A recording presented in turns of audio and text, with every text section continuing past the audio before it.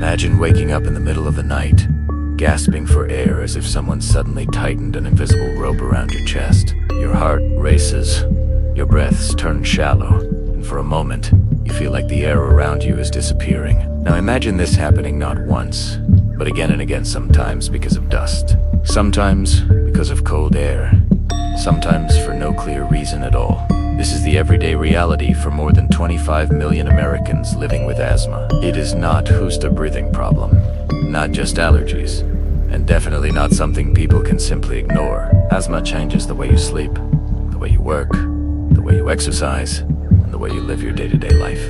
Today in this video, we will dive deep into what really causes asthma, how the symptoms show up and worsen, and what modern treatment options can truly help you manage it before it manages you. Stay with me till the end, because understanding asthma may save not only your life, but the life of someone you love. Reasons for asthma.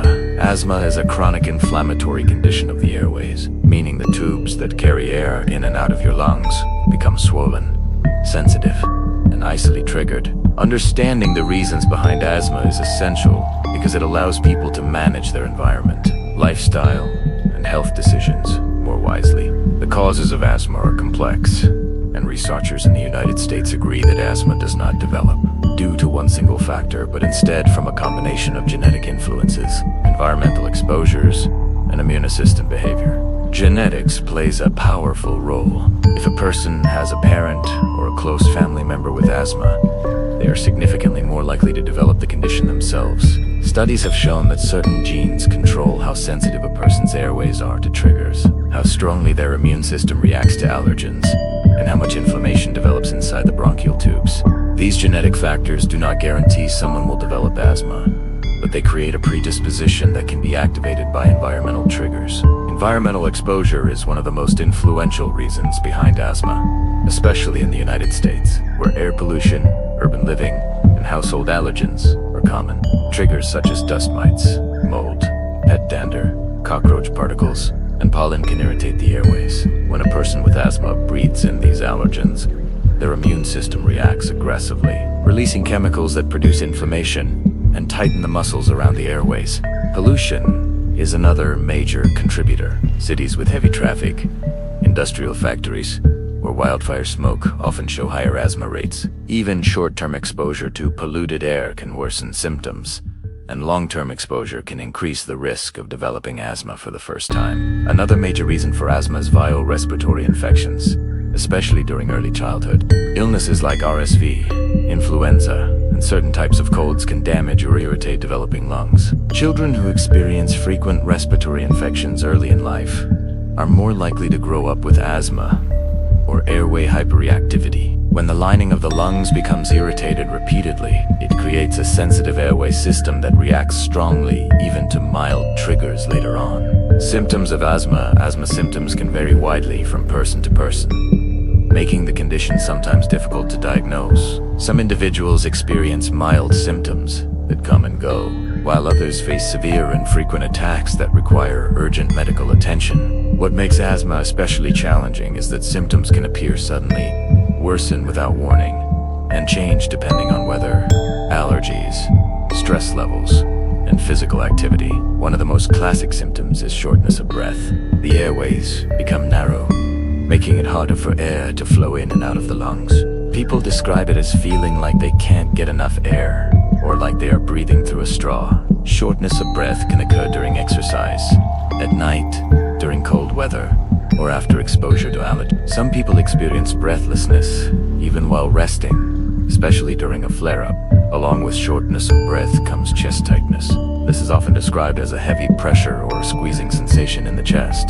It can feel frightening, especially during an asthma attack, because the chest feels locked or constricted. The tightness happens due to muscles around the airways contracting and inflammation increasing inside the lung passage. Wheezing is another well-known symptom of asthma. It is a high-pitched whistling sound that occurs when air moves through narrowed airways. Wheezing can occur when breathing out, but in severe cases, it can be heard even when breathing in. Sometimes wheezing is loud enough for others to hear. Other times, only a doctor using a stethoscope can detect it. Wheezing often worsens at night or early in the morning, which is why many Americans with asthma struggle to get good quality sleep. A Persistent cough is another major symptom. Unlike a usual cough from a cold, an asthma-related cough is often dry, repetitive, and triggered by specific factors like cold air, exercise, laughing, or allergens. Many people mistake this cough for bronchitis or a lingering infection. But in reality, it is the body trying to clear narrowed airway. Nighttime coughing is especially common and can disrupt sleep, making the person feel tired and irritable throughout the day. Treatment for asthma. Asthma cannot be permanently cured, but it can be managed so effectively that most people can live normal, active lives. Treatment focuses on reducing inflammation, preventing symptoms, and relieving attacks when they occur. Modern asthma management in the United States is built on 3 foundations. Long-term control medications, quick relief medications, and lifestyle environmental management. Long-term control medications are designed to reduce inflammation inside the airways and prevent symptoms from developing in the first place. The most commonly used are inhaled corticosteroids. These medications reduce swelling and sensitivity in the lungs, making airways less reactive to triggers. When used daily, they significantly lower the frequency and severity of asthma attacks. Some patients use combination inhalers, which pair corticosteroids with long-acting bronchodilators that help keep airways open for up to 12 hours. These long-term medications are essential for people with persistent asthma. Quick relief medications, often called rescue inhalers, are used when symptoms suddenly appear. The most common type is short-acting bronchodilators like albuterol. These work fast, usually within minutes, relaxing the muscles around the airways and restoring airflow.